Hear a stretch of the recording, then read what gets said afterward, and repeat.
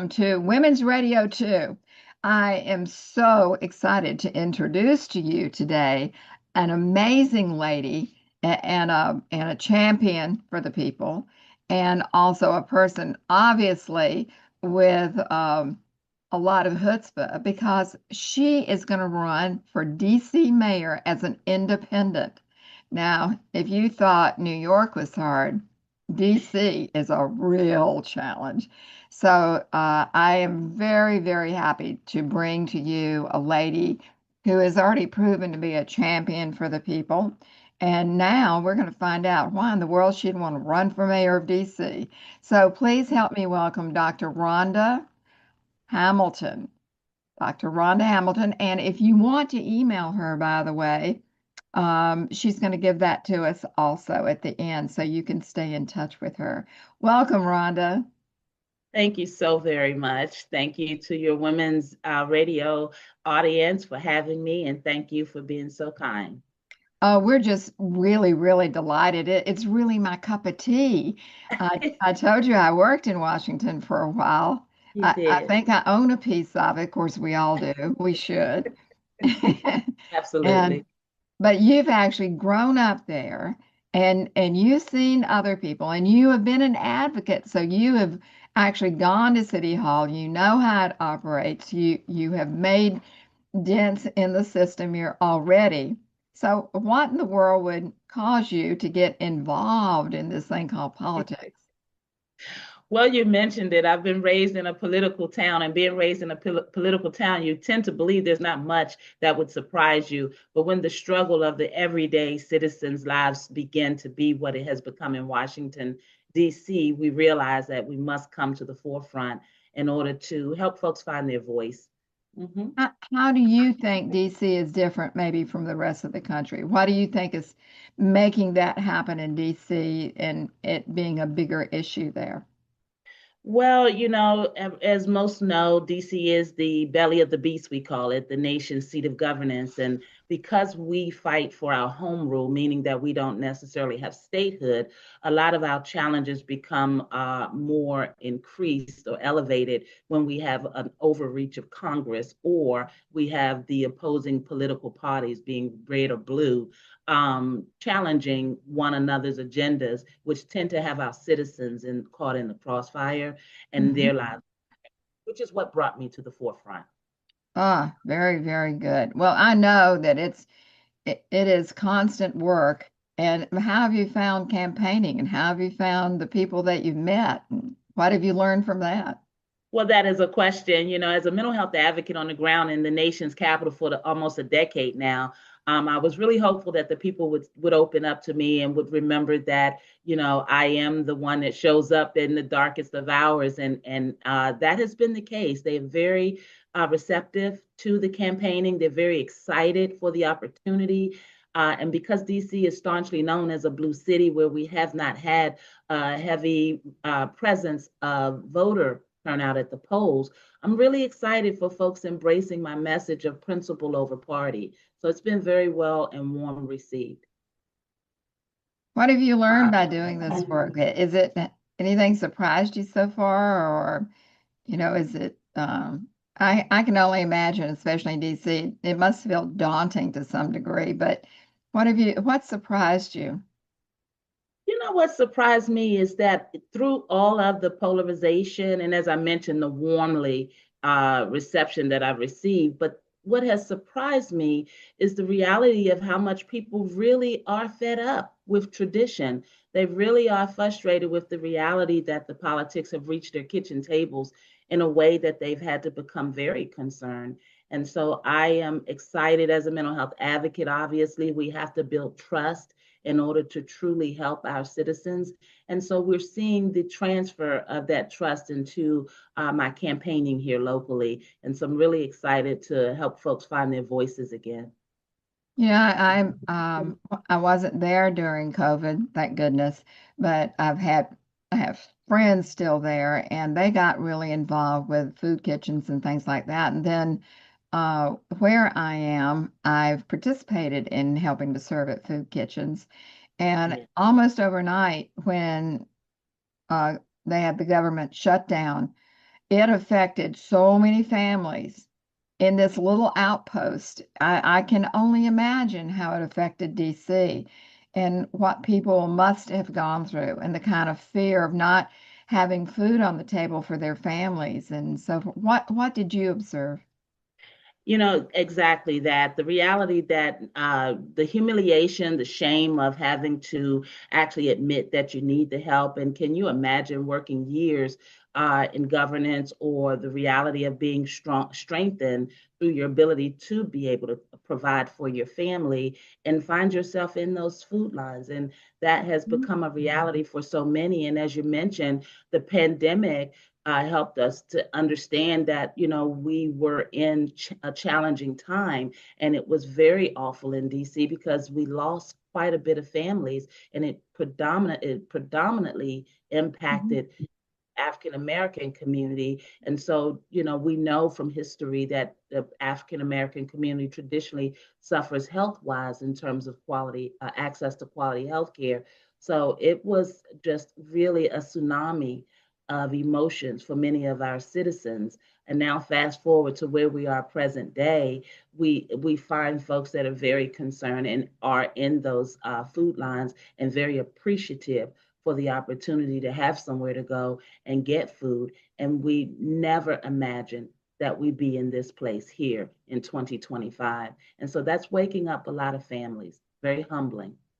You know, I've got to ask this question because I feel somewhat strongly about it.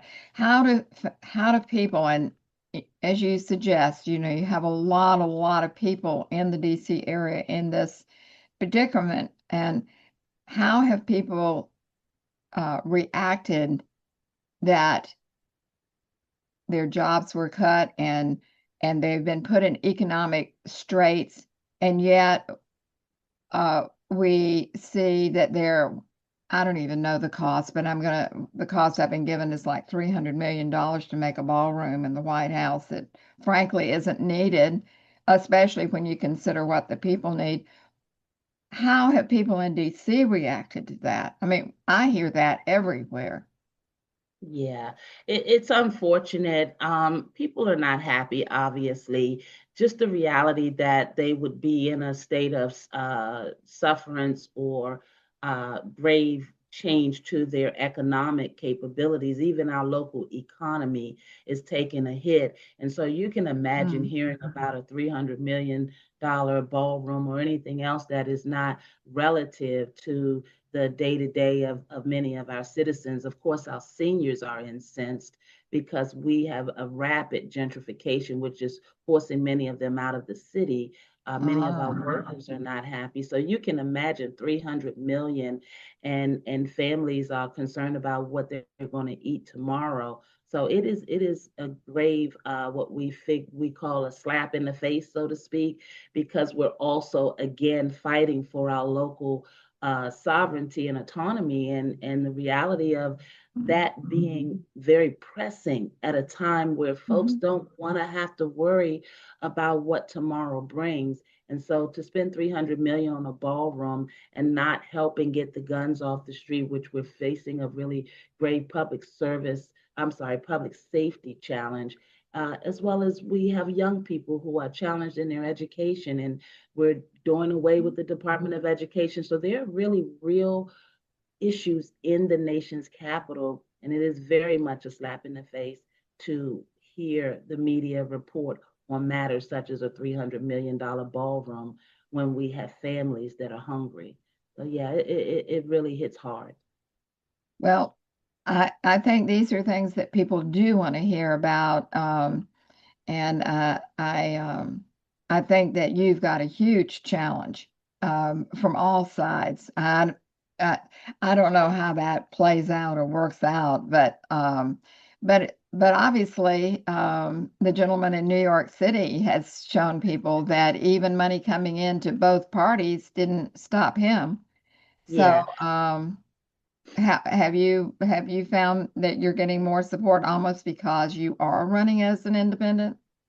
You know, I have, and I've gotten more folks curious about me being an independent. And truthfully, the one reason that I can help everyone, help resonate for everyone is that the lives of the families that we were helping and that needed the help weren't changing, whether the blue was in charge or the red was in charge. And so the reality of us having to get back to just being humanitarian who care about one another, being truly Americans. I am the daughter of Army soldier who is no longer with us. And the truth of the matter is that it's never about blue or red when Americans are suffering. We just kind of show up. And so I've been raised with that type of understanding. And in 2012, I had just decided that it has to be about the people or the principle as opposed to being convicted to a party when things go on to autopilot and your everyday life doesn't matter. I just, being a mental health advocate, it just resonated with me on a different level. And I'm surprised to see so many deciding that it really does matter that they should matter as opposed to the party that they belong to. And so I'm Well, enjoying the I hope conversation. it inspires everybody in the DC area to realize that their vote absolutely does count. I think that a lot of people lately think, well, it doesn't matter what I do, it's gonna. No, no, it matters what you do. Yeah, absolutely. Now more than ever. And I'm Now so more grateful. than ever. Yeah, Exactly. I'm so grateful that we have New York as an example because obviously the sentiment of the citizens in New York certainly resonates with the citizens here in DC. And again, DC not having statehood, we always are unique in our struggle. And so it was very warming to see Mr. Mandami win because it means that the people do hold the power. We just simply have to show up and vote. That's right. That's right. It is about the people, and I'm sure that your campaign will reflect that in DC. Oh, It, yeah. it has been my enormous pleasure and honor to have you today, and I can't wait to see what happens next. And I hope that our viewers will let us know what they think. That would be so good. And Absolutely. it's a time I think for it, we thought everything was just running clickety click after COVID, and everybody went back to work. But now we're getting a chance to really, really take a look at our value system, Yes. where we really want to go in this century, and how our relationships with other countries, for instance, matters to us individually quite a bit.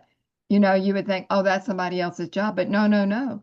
We care about what other people think about us, and that's not so great these days. So No, it's it's time for not. us. It's time for us to double down on what it means to be an American. And if we don't, then we'll see that it'll be hijacked.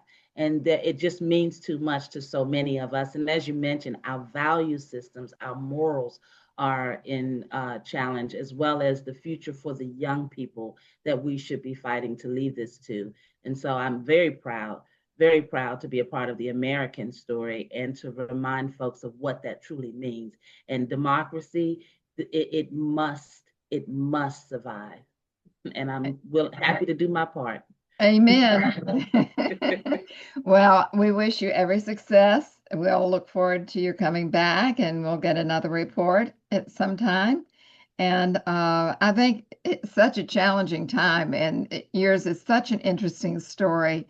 I hope that you'll come back and give us lots of good news. That will be very interesting. And Yes, I would love for you guys to follow the movement. Rhonda, Rhonda, Hamilton, Hamilton, the number 4, DC.com. Rhonda Hamilton for DC.com is the website. We'd love for you guys to sign up to get the updates and most importantly, support the movement in the nation's capital to restore democracy in a way that we should never be challenged to have to do. well, the best of success to you, and we'll look forward to talking with you again. Thank you so much for being my guest today. Oh, thank you. And thank you again to Women's Radio. I am so empowered because women run the world, right? Well, I'll tell you what, we've come a long way, baby. We have. Oh, yes, I second that. Yep. Great. Good luck, Rhonda. Thank you so very much. God bless you.